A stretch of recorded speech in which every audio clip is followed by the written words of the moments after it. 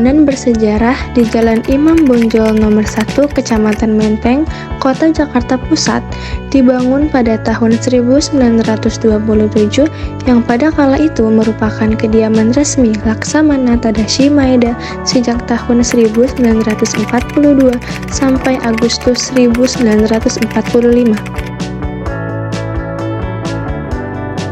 Sekarang kita semua memasuki pintu utama di museum ini, lalu kita membayar tiket masuk seharga Rp5.000. Di lantai bawah terdapat banyak ruangan yang berbeda-beda, di mana setiap ruangan memiliki cerita atau kisahnya masing-masing. Dan museum ini juga memiliki interior dengan bergaya modern. Pertama, ruang pertemuan. Ruang ini menjadi tempat peristiwa sejarah pertama dalam persiapan perumusan naskah proklamasi, dan disinilah Laksamana Tadashi Maeda menyambut serta bertemu dengan Bung Karno, Mohatta, Ahmad Soebardjo sekitar jam 10 malam sepulang dari Rengas Dengklok untuk mendiskusikan, membicarakan diadakannya persiapan menjelang kemerdekaan Indonesia.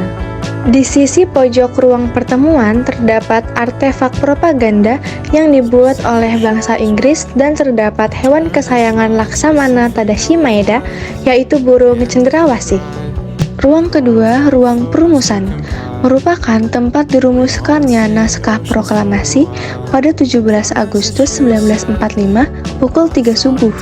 Di ruangan ini terdapat patung yang menggambarkan 3 tokoh, yaitu Bung Karno, Muhammad Hatta, Ahmad Soebardjo mengitari sebuah meja bundar.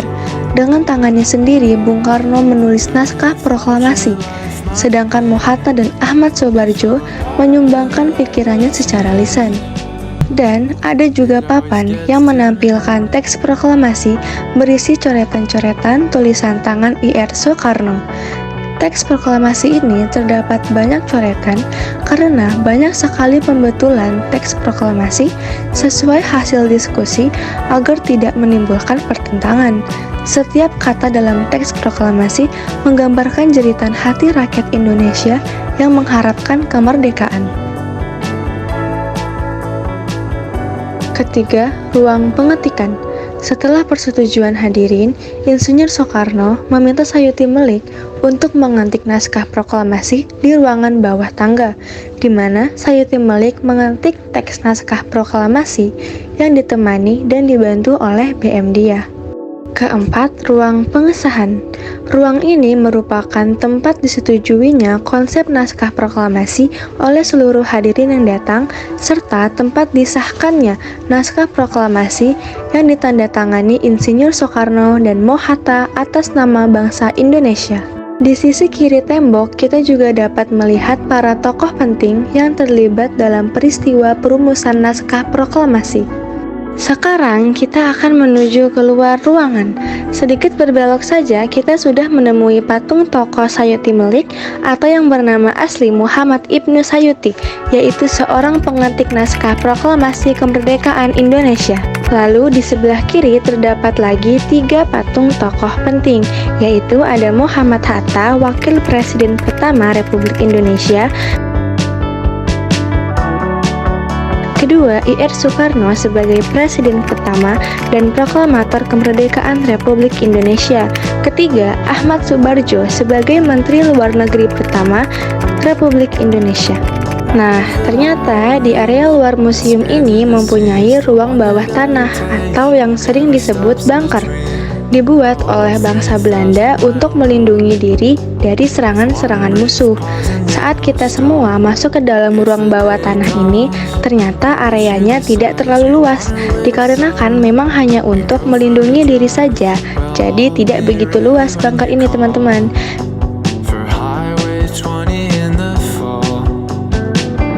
Bisa kalian lihat di sini sangat gelap, tetapi tidak terlalu sempit, sehingga bisa dimasuki 6 orang atau lebih.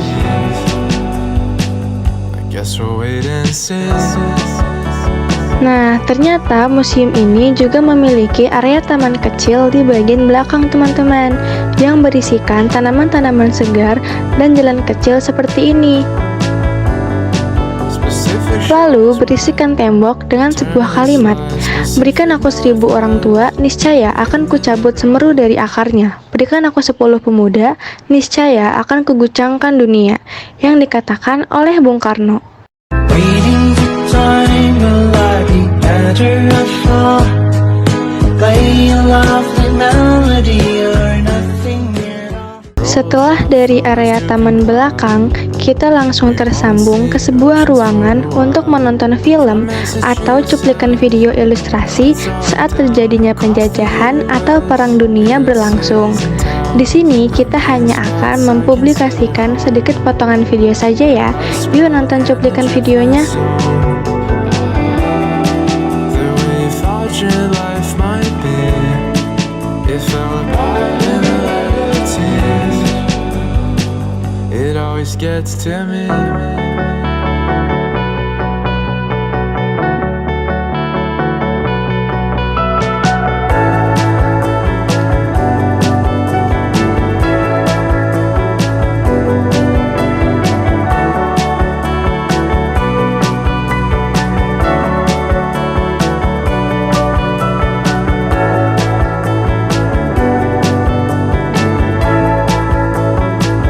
Di museum ini ternyata mereka juga mempunyai atau menyediakan komik digital loh. Komik yang menceritakan tentang peristiwa sejarah atau cerita semasa hidup dan biografi tokoh-tokoh penting yang terlibat dalam perumusan naskah proklamasi. Salah satunya di sini aku membaca komik digital yang menceritakan IR Soekarno.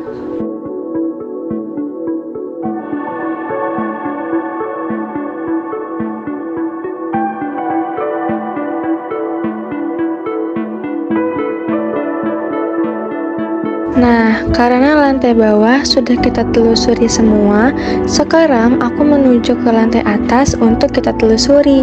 Oh iya, saat kita datang, ternyata ruangan lantai atas sudah dikosongkan, hanya tinggal beberapa barang saja yang masih berada di atas.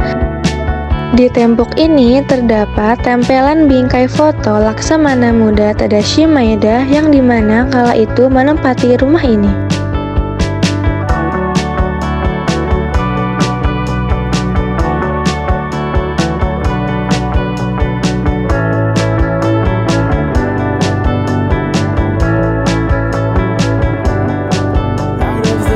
Lalu di sini ada replika seragam TKR yang cenderung masih campur aduk antara gaya pakaian Eropa dan Jepang.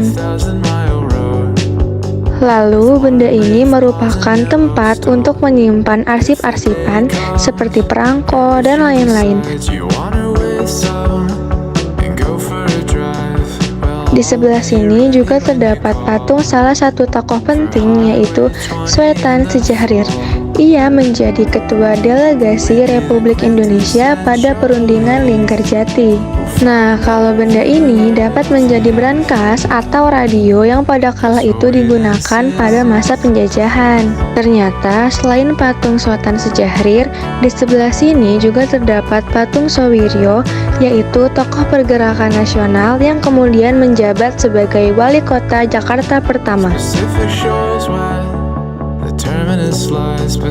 Di ruangan selanjutnya pun terdapat patung tokoh I Gusti Ketut Puja, yaitu anggota panitia persiapan kemerdekaan Indonesia yang mewakili Sunda Kecil dan salah satu tokoh yang hadir di rumah Laksamana Maeda. Nah teman-teman, karena ruangan atas hanya begitu saja, karena sebagian dikosongkan, jadi sekarang aku sudah turun ke bawah dan menuju keluar bersama teman-temanku yang lain.